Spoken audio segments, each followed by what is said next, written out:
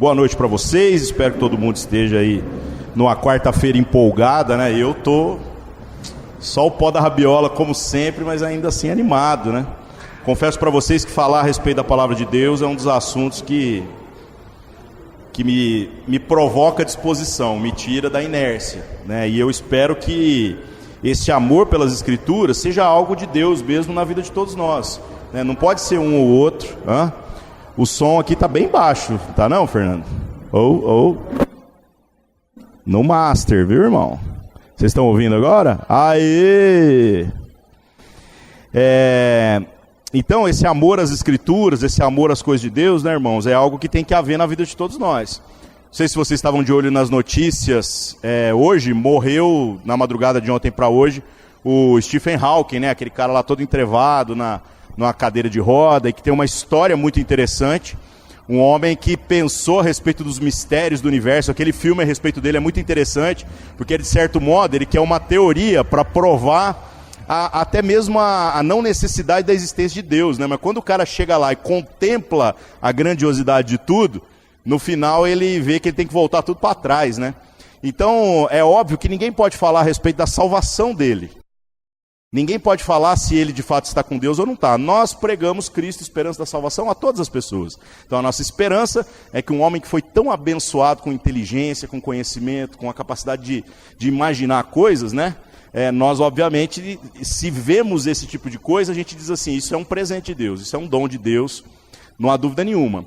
Mas, irmãos, o que nós precisamos tomar para a nossa própria vida?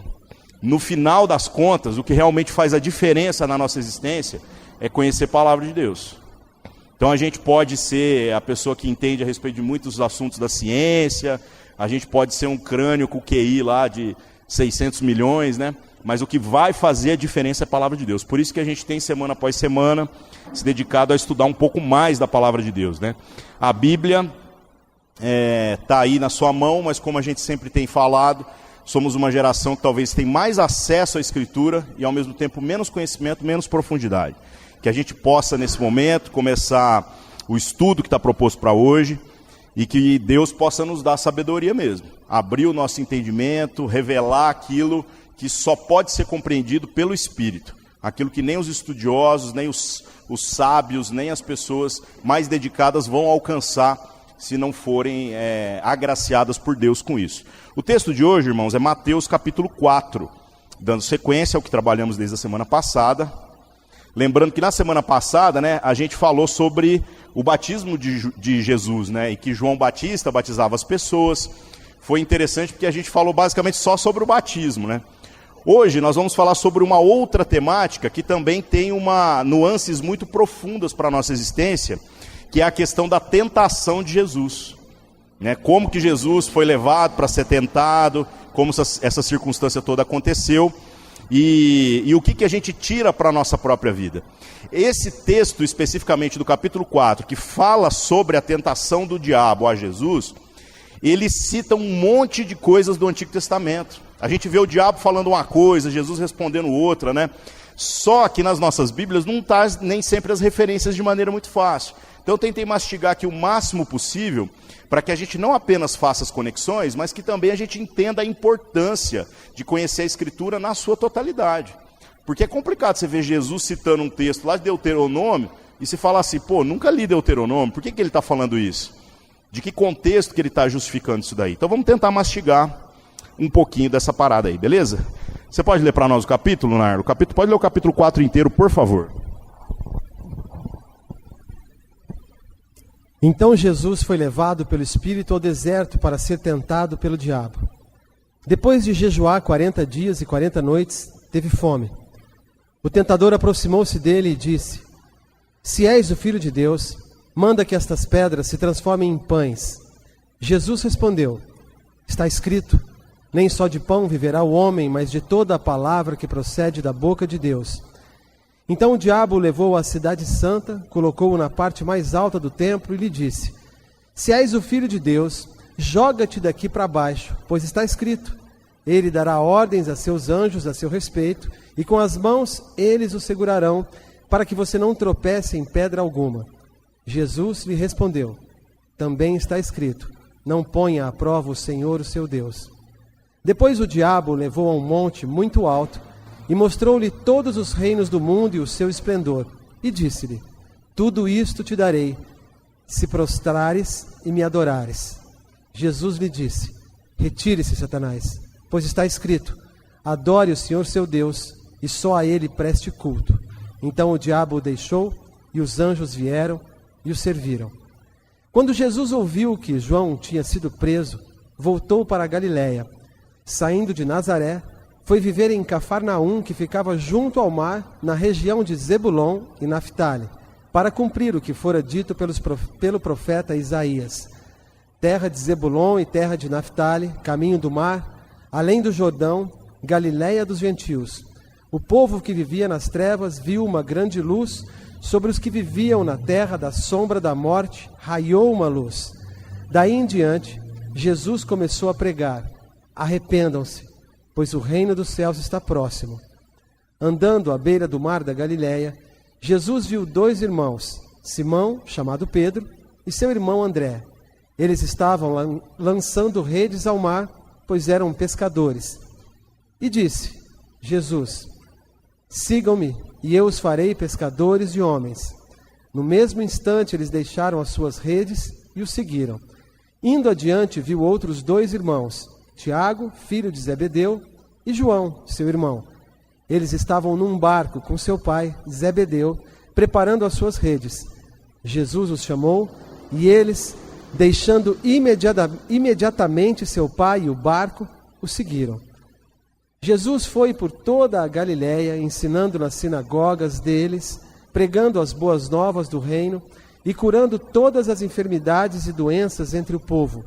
Notícias sobre ele se espalharam por toda a Síria, e o povo lhe trouxe todos os que sofriam de vários males e tormentos, endemoniados, loucos e paralíticos, e ele os curou. Grandes multidões o seguiam, vindas da Galiléia, Decápolis, Jerusalém, Judéia e da região do outro lado do Jordão. Valeu, obrigado. Irmãos, esse texto que fala a respeito da tentação de Jesus, né, ele tem uma riqueza aqui, como eu falei, muito extraordinária de fazer as conexões com o Antigo Testamento, e também há outras coisas que a gente deve considerar. Quando a gente lê um texto bíblico, principalmente no Novo Testamento, e ainda mais nas palavras de Jesus, há sempre o desafio de fazer a separação entre o que é uma parábola daquilo que é um acontecimento histórico.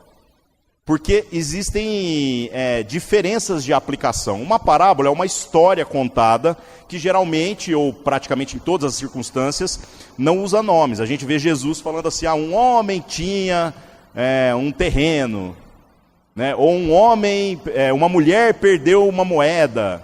Então essas histórias são sempre histórias genéricas que querem passar alguma moral espiritual, alguma conclusão de natureza espiritual. E Jesus, em outras circunstâncias, conta histórias citando nomes. Isso é algo importante na nossa leitura do texto bíblico, para que a gente não apenas vá lendo como se tudo fosse um fato, algo que Jesus está dizendo que é, ponto, acabou, e daquilo ali a gente não pode fazer uma compreensão de texto que pode relativizar a aplicação, né? E ao mesmo tempo a gente não pode também relativizar tudo, achar que tudo é parábola e que tudo tem que extrair uma moral. Quer ver um texto que gera uma grande confusão no nosso entendimento? Vocês lembram daquela história que Jesus fala que havia um rico e tinha um mendigo que morava na porta da casa dele que chamava Lázaro? Quando ele fala um rico, dá a entender que nós estamos falando de uma parábola, só que ele cita o nome do pobre. Então o fato dele não ter citado o nome do rico, né, nós honestamente não sabemos, mas provavelmente é para não esculachar, não apenas com ele, mas também com toda a família, porque o texto diz que os seus irmãos ainda estavam vivos, né? Então aquele texto, ele dá na leitura uma indicação para nós de que ele é um fato e não uma parábola, porque tem nomes envolvidos. Por que eu estou falando isso? Para a gente falar sobre o capítulo 4 do Evangelho de Mateus. A descrição da tentação de Jesus, ela fala sobre nomes de lugares. E fala sobre o nome de Jesus. O que dá a entender, então, quando você vai aos originais e tenta buscar o que esse texto está querendo trazer para nós, que ela não se trata apenas de uma experiência de cunho espiritual. A gente achar que essa tentação não aconteceu só na mente de Jesus. Não aconteceu só no âmbito dele estar, sei lá, dentro do quarto e ele imaginou essas coisas. O que o texto traz para nós é que parece que foi literal mesmo, porque as descrições de local aqui são muito precisas, com exceção de uma. Tá dando problema aí? Aumenta aí, por favor, o master. Deixa o Enio aí dar o grau. Não, o outro agora. Arruma para nós, por favor, Enio. E diminui o master agora, né? Faz sua mágica, Enio. O Enio com toda a sua sabedoria, mágica. Aê, bom demais. Viu? Os demônios que habitam no som, né, gente? Só sai com oração e jejum. O Enio acorda 4 horas da manhã para expulsar esse negócio. Então vamos lá, irmãos. Esse texto dá a entender, então, que ele é um acontecimento de fato histórico e não apenas uma referência de natureza espiritual. 3 lugares são citados. É citado um deserto, e deserto é uma coisa ali que existe na região onde Jesus se encontrava. É citado também o pináculo do templo. O templo, ele era construído num lugar alto, e ele tinha uma muralha muito alta. Na quina da muralha, tinha lá em cima como se fosse uma casinha, como se fosse um lugar, mas era grande o negócio.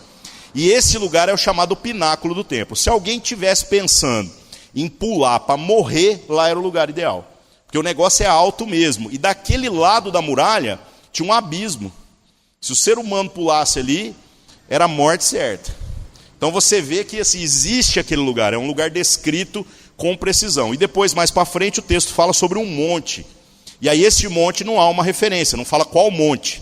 Né, de que monte que ele conseguiu ter essa vista e viu a glória de todos os povos. Mas ainda assim, né, irmãos, nós temos esse entendimento de que de fato Jesus foi levado na sua composição física a experimentar da tentação. Então preste atenção quando você for fazer a sua leitura bíblica daqui para frente e outros textos. Tente discernir isso daí. As perguntas são simples, as perguntas são assim: esse texto foi escrito para quem? Esse texto é uma parábola ou esse texto é uma afirmação explícita de Jesus? E se ele foi escrito para outra pessoa, como por exemplo acontece nas cartas paulinas, geralmente esses textos foram apresentados de modo a corrigir algum problema ou alguma eventualidade que poderia estar acontecendo na igreja. Então o que desse texto é palavra de Deus, eterna, imutável, princípio para nós, para toda a cristandade. E o que é uma coisa muito específica? Aí você fala, mas a Bíblia vai ter coisas específicas? Tem demais. A gente vê Paulo, por exemplo, falando a respeito de um irmão que ele entregou para Satanás com o fim da destruição do corpo para a salvação da alma. Aí você fala assim, cara, esse negócio é muito doido. O que Paulo sabe que ele tem a ousadia de falar que tem um irmão que ele entregou para Satanás para a destruição do corpo e salvação da alma? Ou seja, ele não tem dúvida que o cara é irmão, ele não tem dúvida a respeito da salvação do cara, mas ele diz que esse cara tem que se ferrar na mão do diabo mesmo. Aí o que acontece? Quando a gente não faz essa leitura crítica, tentando diferenciar o que é uma coisa, uma parábola, daquilo que é um princípio, daquilo que é uma instrução específica passada para uma pessoa, para um contexto específico, a gente vai querer gerar doutrina em cima daquilo que nós não sabemos. Então nós não sabemos o que Paulo sabia. Como nós não sabemos, nós não fazemos esse tipo de coisa. Então nós não entregamos ninguém para Satanás com fim de destruição do corpo para a salvação da alma. Mas é curioso, há algumas coisas do texto que, querendo ou não, vão enriquecer a nossa percepção. Fala assim, a gente sempre fica vivendo uma vida medíocre, achando que a salvação vai estar condicionada a estar bem ou não estar bem na sua caminhada com Deus. E o que a gente extrai desse ensinamento específico de Paulo, é que Paulo aponta que esse irmão, mesmo sendo entregue para Satanás, salvo ele vai ser. Então, eu honestamente vou falar para vocês, durmo mais tranquilo de saber isso. De saber que essa salvação de Deus que está operando na nossa vida, ela não depende apenas da gente ser bem sucedido. Não é disso que se trata. Se trata da gente ser encontrado fiel. E se a gente não for encontrado fiel naquilo que é o chamado de Deus para nós, pode acontecer de que seja necessário que nós sejamos destruídos mesmo na nossa carne. Olha a complicação, né? Voltando para o texto aqui, irmãos. Então a tentação de Jesus dá a entender que foi algo físico, né? E a gente vê no posicionamento de Jesus diante dessa tentação algumas coisas também que são bem interessantes, né? No verso 1 fala, então foi conduzido Jesus pelo Espírito ao deserto para ser tentado. Espírito no verso 1 está em letra maiúscula. Toda vez que você lê Espírito em letra maiúscula, está falando do Espírito Santo. Então quem levou Jesus ao deserto não foi o diabo. Quem levou Jesus ao deserto não foi o Uber. Quem levou Jesus ao deserto foi o Espírito de Deus, o seu próprio Espírito. Ele foi guiado por Deus. Havia uma missão dele que ele deveria cumprir passando por aquilo ali, né? Então a expressão que fala que ele foi levado pelo Espírito aponta para a ideia de uma submissão voluntária de Cristo. Ou seja, ele não foi tentado a contragosto, mas ele sabia que aquilo era algo importante. Trazendo para a nossa própria vida, irmãos. Será que nós estamos cientes de que tentações serão inevitáveis ao caminho que Deus coloca para nós? E que nós, agora que recebemos do mesmo Espírito, que é o Espírito de Cristo, nós também ganhamos autoridade para resistir a elas. A autoridade de Jesus se confirma quando ele passa pelas tentações. Então que a gente possa viver uma vida entendendo que é isso mesmo, que vai ter momentos difíceis. E a gente fica assim, ai Deus, onde está o Senhor que agora parece que eu estou aqui cheio de coisa que está querendo me puxar para o mau caminho, né? Então, onde estava Deus quando Jesus estava nessa condição? Ué, Deus estava junto com ele. Se Cristo não foi poupado, não achem vocês que nós seremos. Faz parte da vida essa questão das tentações. Outra questão, né, irmãos? Aqui fala que ele foi tentado pelo diabo. E diabo é um nome próprio. E hoje em dia se fala muito pouco a respeito dessa questão de diabo. A palavra diabo significa caluniador. É aquele que mente mesmo. É aquele que vai lá e deforma. É aquele que vai lá e altera a verdade em uma coisa que não é verdade. E também no mesmo capítulo mais para frente, a gente vê o texto chamando ele de Satanás. Então o diabo e Satanás, o texto aqui aponta para nós como a mesma pessoa.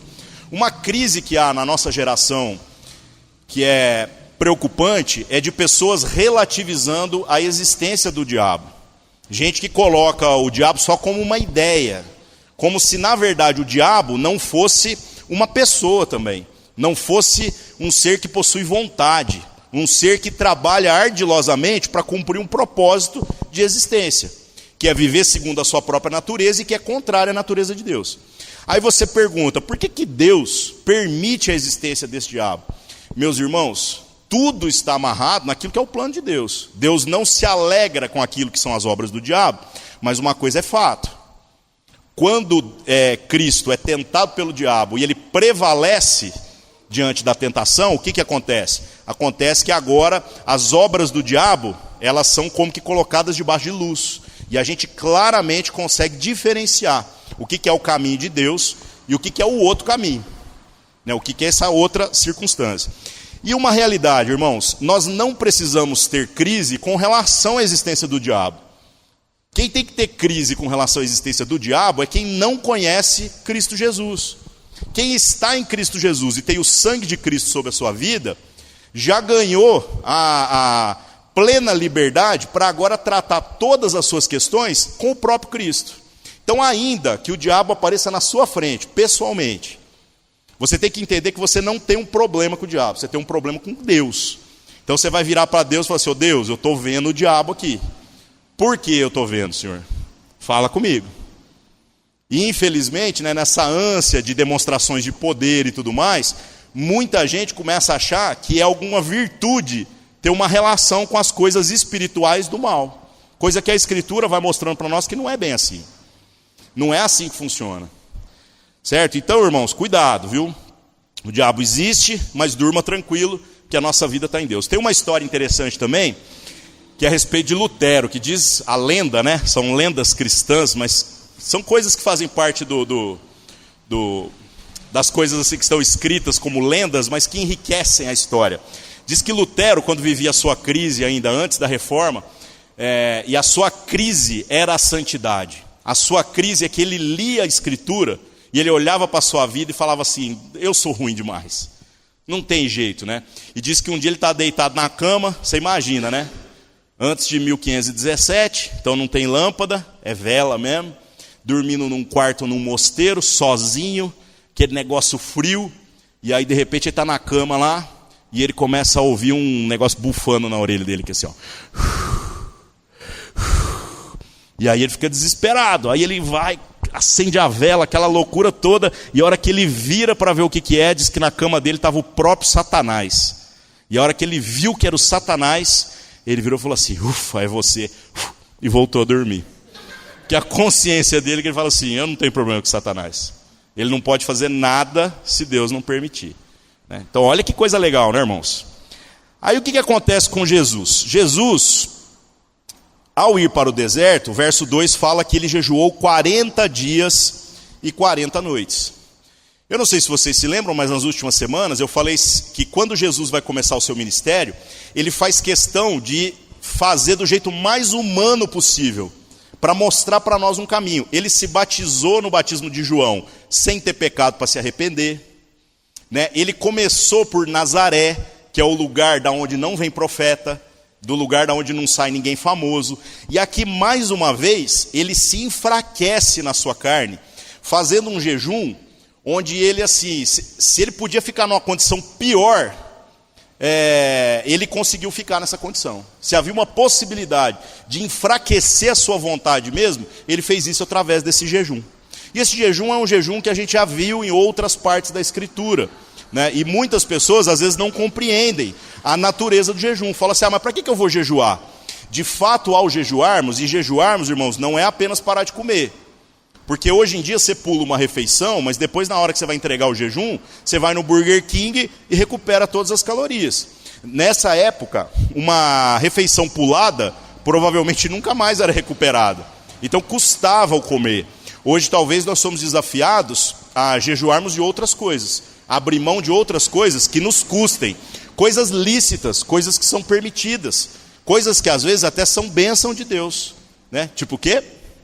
Netflix, nossa, esse jejum é difícil, Mas o WhatsApp, internet, falar mal, já pensou no negócio, fazer críticas, fazer um jejum, Olha que coisa difícil, é difícil, mas o que isso faz? Isso enfraquece a nossa carne, e Cristo se submeteu exatamente a essa situação, 40 dias e 40 noites, então você imagina o cara, que já não é gordo, porque não tem muitos gordos nessa época, E ele, depois de 40 dias de jejum, deve ter ficado a capa da gaita, assim, A capa do Batman. Fraco, louco para comer, enfraquecido naquilo que é a sua carne, o seu ânimo, a sua disposição. E é legal que Jesus está mostrando para nós, então, um jeito. O jeito é o seguinte, irmãos, nós precisamos aprender a viver completamente pela dependência do Espírito.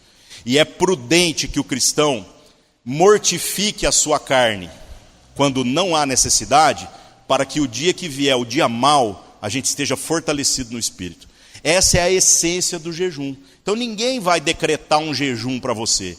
É você, no seu relacionamento com Deus, que vai ter que fazer as contas de onde você deve se mortificar. E a própria Escritura diz que você não deve sair contando para todo mundo, como os fariseus hipócritas faziam. Faz o seu jejum entre você e Deus. Ao invés de ver o Netflix, desliga a televisão e vai dormir. Não conta para ninguém e está tudo certo. Dói, custa. Mas isso pode trazer para você mais domínio próprio, mais controle. O Espírito vai passar a prevalecer sobre a carne. Verso 3 e 4, O que acontece? Aparece o tentador, então aqui já são 3 nomes, Diabo, tentador e mais para frente Satanás. E diz assim, se tu és o Filho de Deus, manda que essas pedras se tornem em pães. Irmãos, olha como essa sugestão do diabo é perigosa. E sabe por que ela é perigosa? Porque pão não é pecado. Fome não é pecado. E às vezes nós tentamos nos relacionar com as questões de agradar a Deus ou não agradar a Deus apenas a partir daquilo que é explicitamente pecado. Então de repente eu pego e falo assim, prostituição é pecado. Então eu fico longe da prostituição, está tudo certo. Pão não é pecado. Jesus podia comer pão, podia desejar pão, ele estava morrendo de vontade de comer pão, né? E o diabo vem para ele e o cutuca, dizendo assim: se você é o filho de Deus, então vai lá e transforma pedra em pão. Olha que coisa louca, né? Agora, o que Jesus faz? Ele cita um texto de Deuteronômio, capítulo 8, verso 3. E ele confirma uma história que você vê que aconteceu com um homem chamado Jacó, que posteriormente teve o seu nome transformado para Israel, o Israel de Deus. O que esse homem aprendeu lá no Antigo Testamento? Ele aprendeu que mais importante do que o pão que se come é ter um relacionamento com aquele que é o provedor do pão.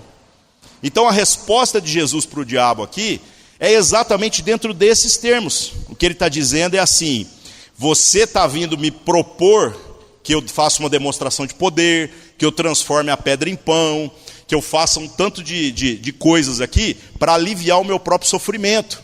Mas você, diabo, não está entendendo que o sofrimento ao qual eu estou me submetendo voluntariamente é porque Deus tem um plano para a minha vida. E que palavras difíceis de dizer, né, irmãos? Imagina você na situação ruim, passando um aperto no emprego, passando um aperto no trabalho, passando numa crise pessoal, ter que entender que de repente o lugar onde Deus deseja para você é exatamente esse lugar. É para acabar, né? Pois isso aconteceu com Jesus. E Jesus não cedeu à tentação do diabo. Por quê? Porque ele tem uma relação com Deus, com o Pai. Então que a gente possa olhar para a nossa própria existência agora e fazer essas contas. Nós estamos buscando o caminho mais fácil, ou nós estamos verdadeiramente alinhados com aquilo que é o desejo de Deus para nós, mesmo que esse desejo não seja confortável. Louco, né? O texto que eu falei de Deuteronômio é esse que está no verso 4, né? Respondendo, disse: está escrito, não só de pão viverá o homem, mas de toda a palavra que sai da boca de Deus. Aí no verso 5, diz que o diabo transportou ele para a cidade santa, que é Jerusalém, e o coloca sobre o pináculo do templo, aquele lugar específico no canto da muralha, alto para dedéu. Se for no Google, botar lá pináculo do templo, você vai achar umas fotos lá, assim, de como que era, né? Porque o lugar já foi destruído. E você vai ver o tamanho do barranco do negócio. Pulou ali, já era mesmo, né? E aí no verso 6 ele diz: se tu és o filho de Deus, lança-te daqui abaixo, porque está escrito. Na primeira proposta de Satanás, o que ele fala para Jesus? Ele fala a respeito de se poupar do sofrimento, oferecendo para Jesus coisas lícitas. Jesus podia comer pão. Jesus podia, se ele quisesse, fazer pedra virar pão.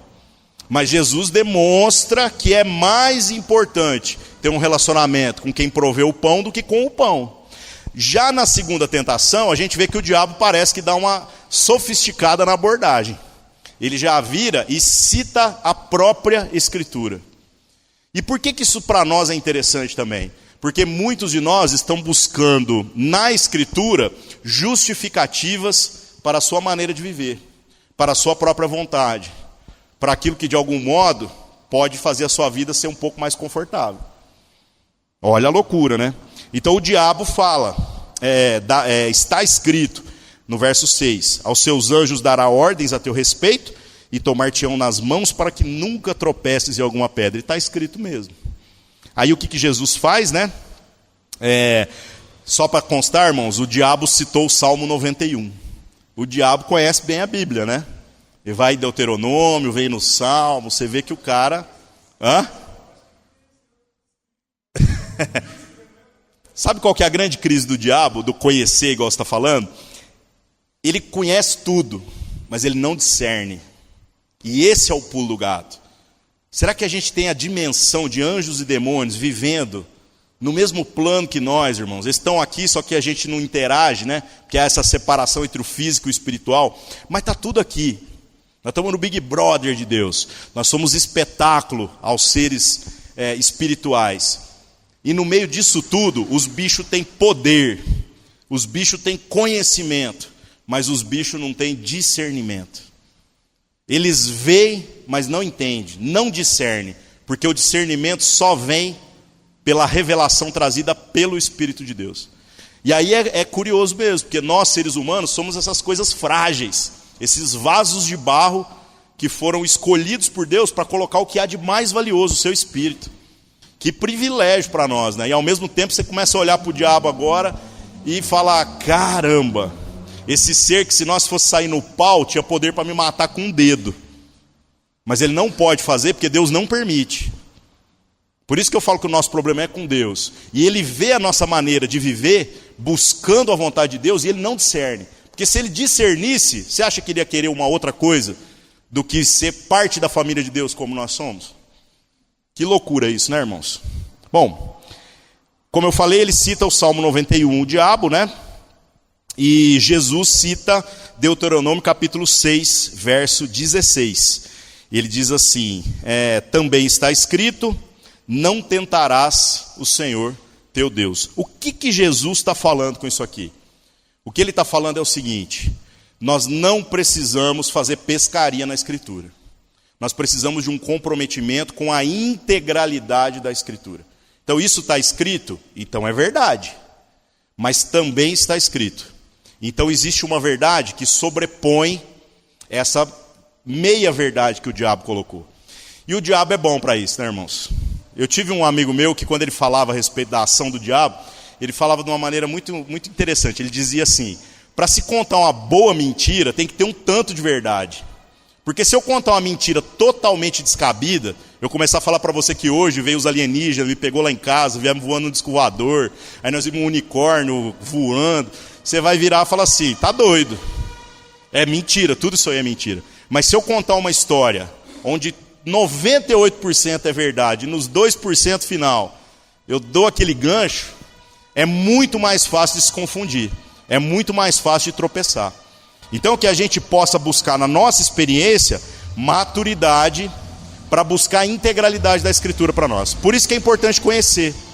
Não adianta você só fazer pescaria na Bíblia, gente que vai ler só Salmos. Eu vou ver o que Deus tem para mim de alívio. Meus irmãos, aquele alívio dos Salmos, ele foi, na maior parte dos textos, para Davi. Então se você quer o alívio de Deus para a vida de Davi, para a sua própria vida, você precisa conhecer Deus como Davi conheceu. Então tem que haver um comprometimento. E outra coisa, Davi conheceu sem ver. Nós já somos de outro testamento. Um testamento onde o Cristo de Deus foi visto. Então nós temos agora o desafio de conhecer mais do que Davi conheceu. Olha o tamanho da bronca desse negócio, né? Bom, então, que a gente não faça pescaria na Bíblia, tá, irmãos? Que a gente possa se aprofundar. Aí do verso 8 em diante, do 8 a 11 aqui, fala sobre este monte muito alto, né? E o que é interessante desse texto é que diz no verso 8 que o diabo mostrou todos os reinos do mundo e a glória deles. E aí Jesus, obviamente, disse, citando a Escritura novamente, né? Que somente a Deus a gente deveria adorar e só a Ele nós deveríamos servir. Agora, o que é mais louco de ser observado neste apontamento aqui, né? O que nós temos que parar para prestar atenção é que se o diabo, nessa ocasião, ele está dizendo, tudo isso eu te darei, a gente fica com uma dúvida. A dúvida é, será que o diabo realmente pode dar tudo isso? E aí quando a gente cruza essa informação disso que o diabo falou, com outros textos do Novo Testamento, a gente vai chegando na conclusão de que de fato ele pode, né? 2 textos que eu anotei aqui, um é 2 Coríntios capítulo 4, verso 4, que fala que o diabo é o Deus deste mundo. Ou seja, ele possui alguma autoridade sobre esse mundo, ainda que ela seja limitada e obviamente dentro daquilo que está sob o controle de Deus. Nada está descontrolado para Deus, viu, irmãos? Mas isso não significa que nessa liberdade que Deus deu, Deus seja moralmente responsável e conivente com o mal que o diabo faz. Mas os reinos desse mundo estão na mão do diabo. Então essa proposta não é uma mentira de toda descabida. E outro texto é Efésios capítulo 2, verso 2. Fala que ele é o príncipe das potestades do ar. Ou seja, o cara não é pouca coisa, não. Ele realmente tem competência, o que dá a entender que ao oferecer isso tudo para Jesus, ele podia oferecer isso. Agora, existe um outro texto que é interessante, que está em Apocalipse, capítulo 11, verso 15, que fala, sabe o quê? Que no final, tudo que o diabo ofereceu para Jesus, foi dado para Jesus de qualquer jeito. Autoridade sobre todos os reinos, todas as nações, sobre todos os povos. Então, isso é o mais interessante de se observar no posicionamento de Cristo diante da tentação. Ele não troca aquilo que é a promessa do Pai eterna por algo que pode ser experimentado e aliviar o seu sofrimento momentaneamente. E nós, da mesma maneira, fomos chamados para viver nessa esperança. E é difícil, né, irmãos? A gente fica vendo aquelas coisas no Facebook assim: você atiraria na perna do seu amigo por 5 milhões de reais? E a gente vai lá e escreve assim: eu atiraria de graça. Quanto mais por 5 milhões de reais, né? Gente, o que foi oferecido para Jesus é muito mais do que 5 milhões de reais. E a única coisa que ele tinha que fazer é se curvar diante do diabo. Olha que coisa louca. Talvez o diabo não está pedindo nem exposição, ele não vai fazer banner, tirar foto, contar para todo mundo. Mas Jesus se recusa. Ele fica com aquilo que é a verdade da Escritura. E a verdade é: somente a Deus nós devemos adorar. Então ele preferiu passar aperto. Olha para a sua vida agora e faça as contas. Como que nós vamos viver, né? Essa é a grande crise. Bom, irmãos,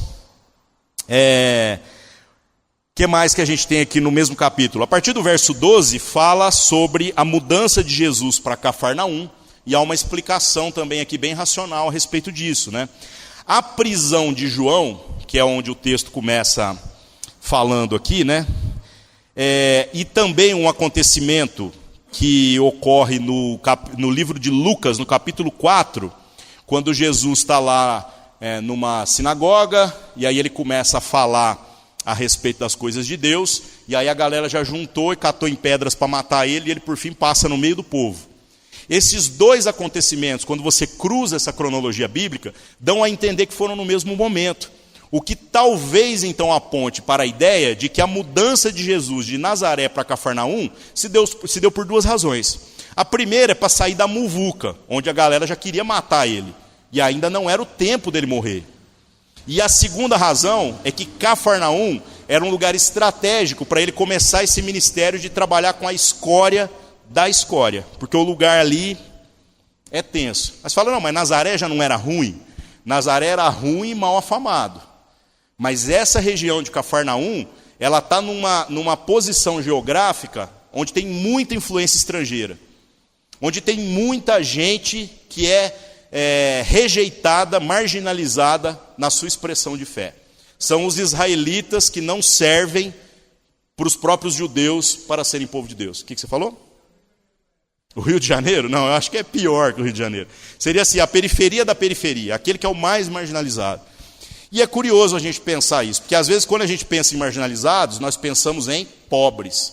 Mas é bom lembrar que Jesus pregou para pobre, pregou para rico, ele ficou na casa de rico, tem a história do Zaqueu lá, mais para frente nós vamos chegar nela, e uma série de outras circunstâncias. Então Jesus, de fato, quer vir acabar com a pobreza. Mas qual pobreza? Como diz o ditado, né? Tem gente que é tão rica que só tem dinheiro, né? Então o evangelho vem para transformar a realidade de todos nós. É óbvio que quem tem mais vai ser desafiado com talvez repartir mais. Então vai custar um pouquinho mais caro no aspecto monetário. Mas é salvação na mesma perspectiva do miserável, aquele que não tem nada. E ambos estão no mesmo abismo. Sem Cristo, todos nós estamos absolutamente perdidos. Certo? Bom, verso 14 a 16, fala então que havia uma profecia lá em Isaías. Terra de Zebulon, terra de Naftali, caminho junto do mar, além do Jordão, Galiléia das nações. O povo que se assentava em trevas viu uma grande luz, e aos que estavam assentados na região, e sombra da morte, a luz raiou. Então o que esse texto está falando aqui? Sobre o lugar.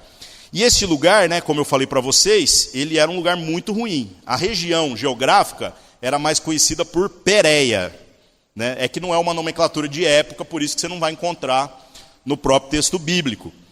E lá tem os piores índices de desigualdade e tudo mais. O que fala lá no texto de Isaías 9, que o próprio Coisa está citando aqui, né? No verso 14 fala, se cumprisse o que foi dito pelo profeta Isaías, mas não fala capítulo, porque não existia divisão por capítulos que nós temos na Bíblia hoje. Essa divisão ela é posterior, tá? Então, onde que está esse texto de Isaías? Isaías capítulo 9. Dá uma lida lá, que você vai ver falando profecias a respeito do Cristo, de como que ele viria e de como que ele seria luz nos lugares de maiores trevas. Aí o verso 17 diz assim: desde então começou Jesus a pregar e dizer: arrependei-vos porque é chegado o reino dos céus. Essa frase específica parece um Ctrl-C, Ctrl-V da frase de João Batista nos capítulos anteriores. E o que isso é relevante para nós, irmãos? Muita gente nos nossos dias quer viver um cristianismo desconectado do movimento de Deus. E vou falar uma coisa para vocês: não existe relacionamento com Deus desconectado do movimento de Deus. Vou explicar isso. Deus falou através de uma família, Deus depois falou através de Abraão, dizendo que as famílias da terra seriam abençoadas. Deus escolhe uma linhagem, Deus escolhe um povo, até que depois essa promessa que foi feita a um povo específico se estendesse a todas as nações, a todos os povos, que é o contexto em que a gente está vivendo hoje. Mas mesmo na infidelidade do povo, a fidelidade de Deus nas suas promessas nunca foi comprometida. Então não era da incompetência do povo em ser fiel a Deus que anulava a promessa de Deus para um determinado povo. Da mesma maneira, nós vemos isso na história da igreja. Ah, mas a igreja fez isso, a igreja fez aquilo. De fato. Tanto que a gente teve a reforma protestante, e às vezes a gente fazendo o balanço do que a igreja se tornou nos nossos dias, tem um tanto de gente que está precisando voltar lá na reforma para rever alguns conceitos. Né? Mas as promessas de Deus para a igreja, elas se cumprem, elas não estão condicionadas à nossa fidelidade. Então que a gente compreenda que nós somos parte do movimento de Deus. Não se ate a última bolacha do pacote. Muita gente tropeçou nisso.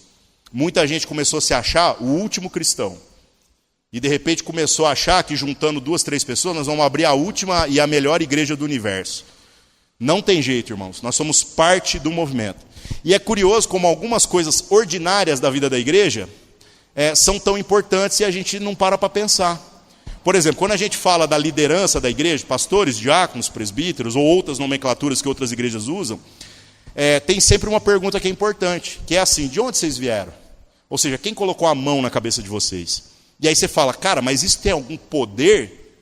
Poder pode até não ter, mas o fato da gente estar conectado ao movimento de Deus endossa que nós verdadeiramente somos de Deus. Quando a gente começa a dizer que a igreja boa é a nossa e só a nossa, e que não existe mover e salvação de Deus nas outras comunidades, nós viramos seita. O conceito de seita é ser exclusivista. Cuidado com esse ensino aí, viu, irmãos? Então Deus trabalha nessa multiforme expressão de graça mesmo. Tá? E que a gente possa entender que nós somos parte do movimento. O próprio Jesus aqui se porta como parte do movimento. Então ele aponta para João. E João apontou para quem? Para os antigos profetas. Tanto que os caras ficaram em dúvida se o João era o João ou se o João era o Elias. Falou: cara, esse cara parece o Elias lá, porque está prometido que ia vir o Elias e ia voltar.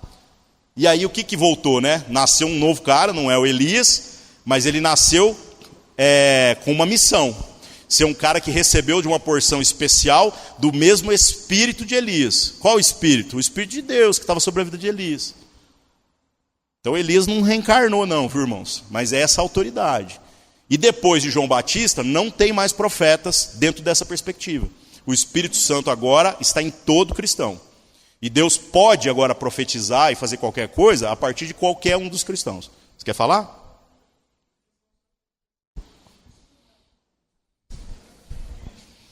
Profecia é o seguinte: profetizar é trazer a vontade de Deus ao conhecimento dos homens. Porque é isso que todo profeta fazia. Ele tinha uma coisa que Deus falava para ele, ele vinha e trazia. Só que a revelação suficiente para nós está aqui. Então o que é profetizar nos nossos dias? É você se dedicar a conhecer a Escritura e repartir esse conhecimento de forma que alguém venha a entender. Não é esse negócio do eis que te digo, seu CPF só eu vou no Google, eu pego seu CPF. Isso é idiota de fazer. Vocês lembram do pastor do Orkut, né, e outros pilantras que já aconteceram? Deus pode dar uma revelação específica? Pode. De repente Deus pode virar para mim e falar assim: Ari, você vai lá e vai falar para o Eric tal coisa.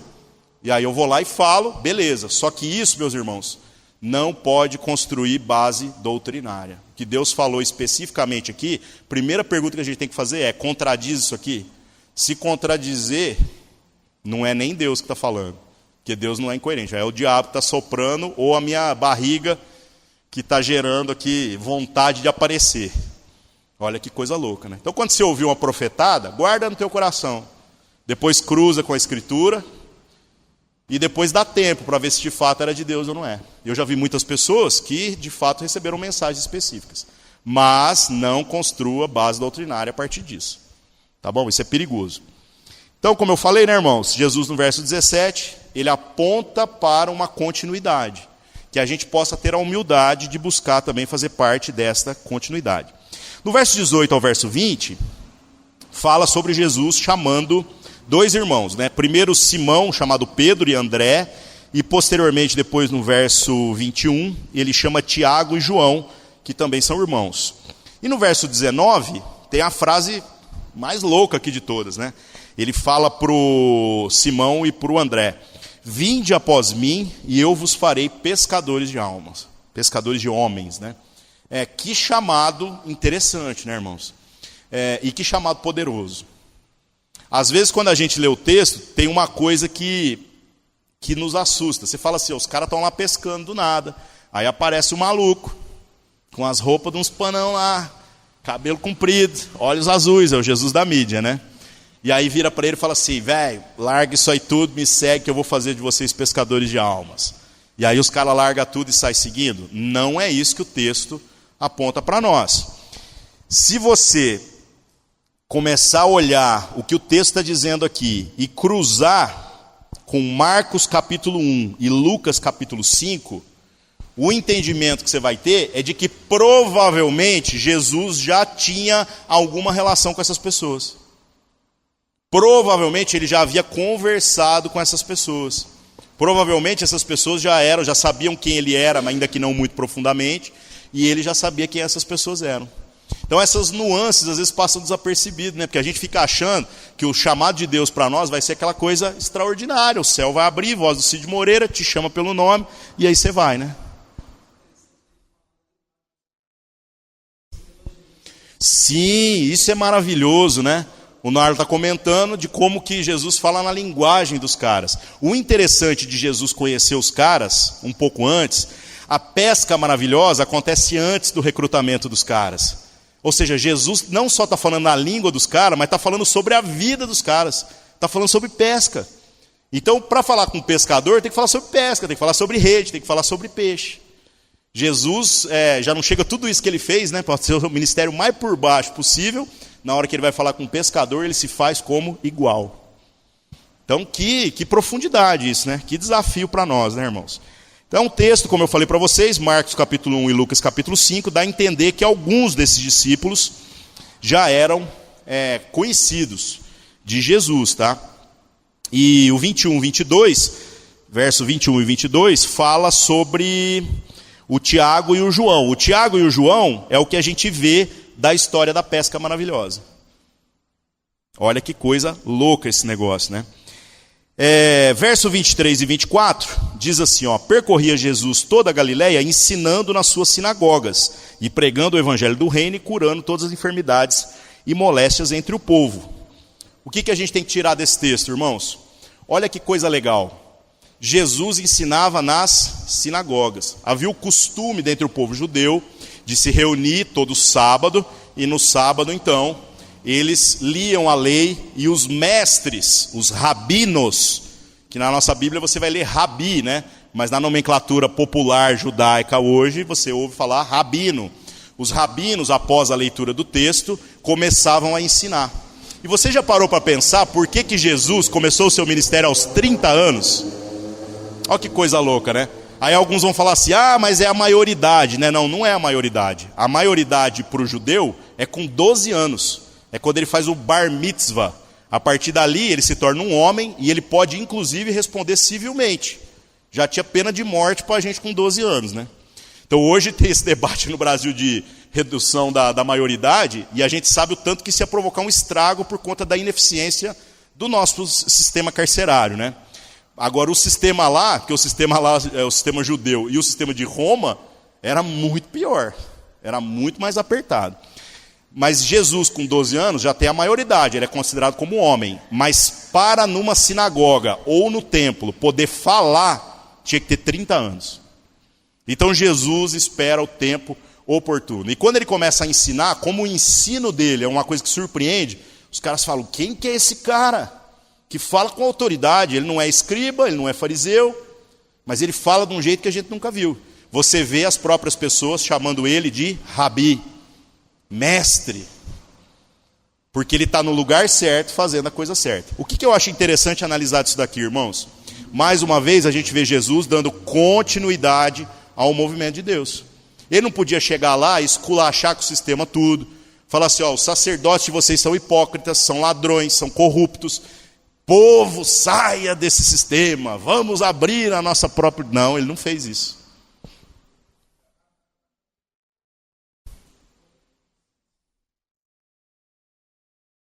Sim, ouça o que eles falam, o ensino deles, mas não pratique as suas obras. Né? Ou seja, o ensino estava bom, era só uma crise de coerência.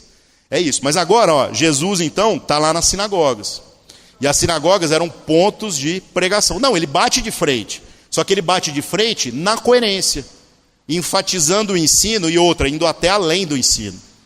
Eles viram, por exemplo, os fariseus, em outra ocasião a gente vai ler isso, e fala assim, vocês dão dízimo da hortelã, do cominho, até dos temperos que vocês põem na comida, vocês dão o dízimo, né? Mas vocês não são misericordiosos, vocês não são compassivos. Então vocês têm que observar essas coisas, mas não desprezar aquelas.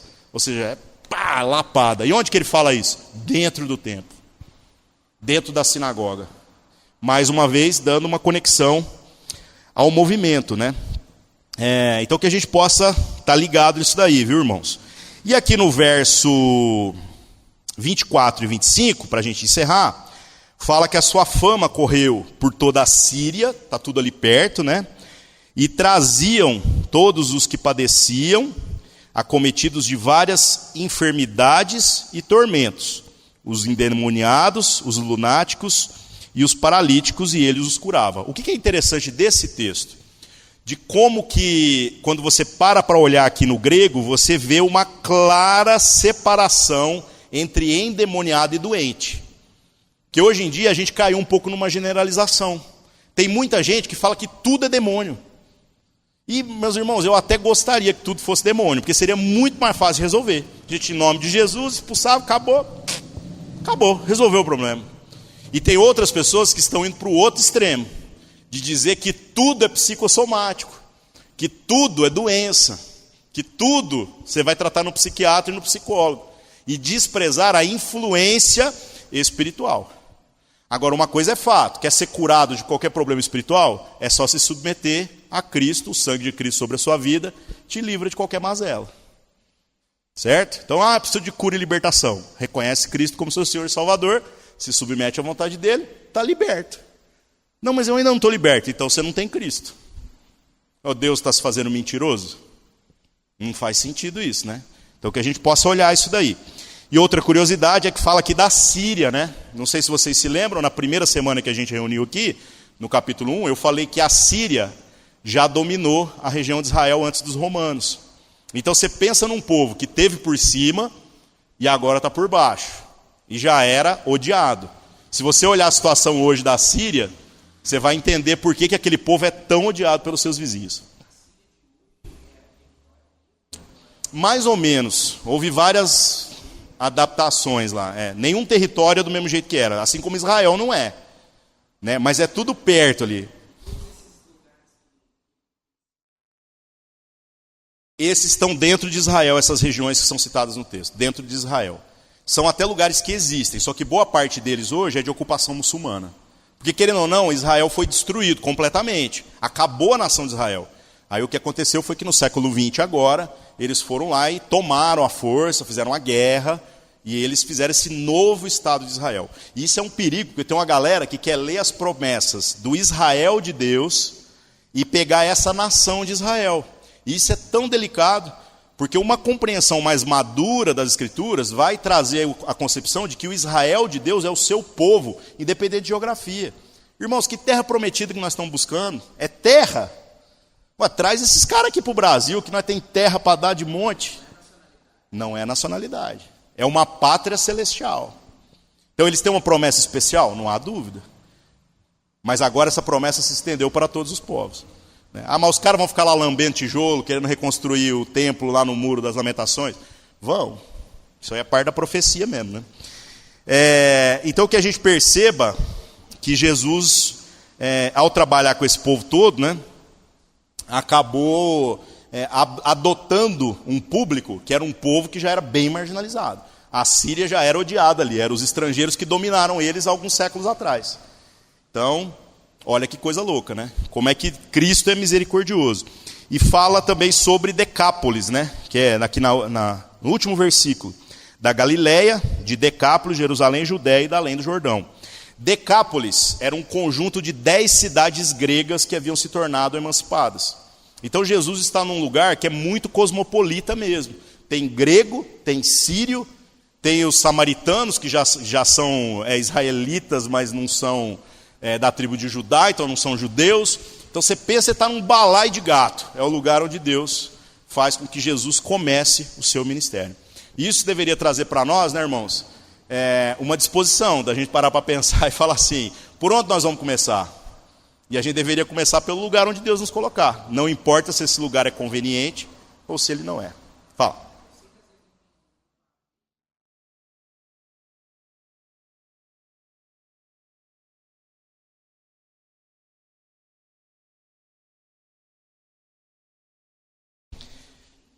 Existem maldições no sentido assim de punições que foram dadas, a gente vê na Escritura sobre nações, por conta de situações específicas. A própria nação de Israel foi prometido por Deus que eles iam se ferrar, por conta da infidelidade e tudo mais. Mas a gente tem que tomar muito cuidado com a generalização. Você falou, por exemplo, das nações africanas.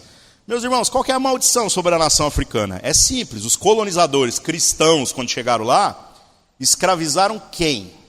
Aí você fala, os negros. Eles escravizaram os príncipes dos povos. Eles pegaram os melhores homens, os mais fortes, os mais guerreiros, até porque quando você tira o príncipe de um povo, você enfraquece o povo. Aí eles pegaram esses caras, que eram todos bons, e trouxeram para ser escravo na América. O que você acha que vai acontecer com uma nação se você tirar os príncipes do seu povo? Delicado isso daí. Então a gente tem que tomar cuidado. E piorando a situação, uma coisa que a gente pode conversar na semana que vem. Será que o nosso evangelismo não é também da mesma natureza? A gente, quando vai evangelizar o Pai de Santo, a gente quer Cristo nele ou a gente quer tirar ele lá do lugar onde ele está e trazer para a minha igreja? Porque se eu ganhar o Pai de Santo para Jesus, eu fecho aquele terreiro. Mas se Cristo estiver na vida dele, ele é o pastor lá daquele terreiro, hein? Já pensou como que esse cara agora, se a gente tiver um laço fraternal mesmo, e eu pregar o evangelho, e ele agora for de Jesus, ele vai conseguir falar de Jesus para todo aquele povo?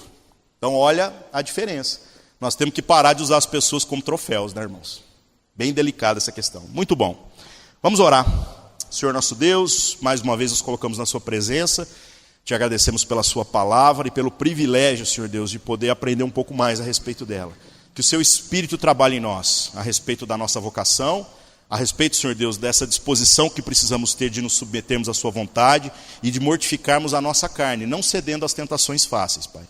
Em nome de Jesus, nos colocamos diante do Senhor, buscando mais profundidade no nosso relacionamento, Pai. Em nome de Jesus, amém.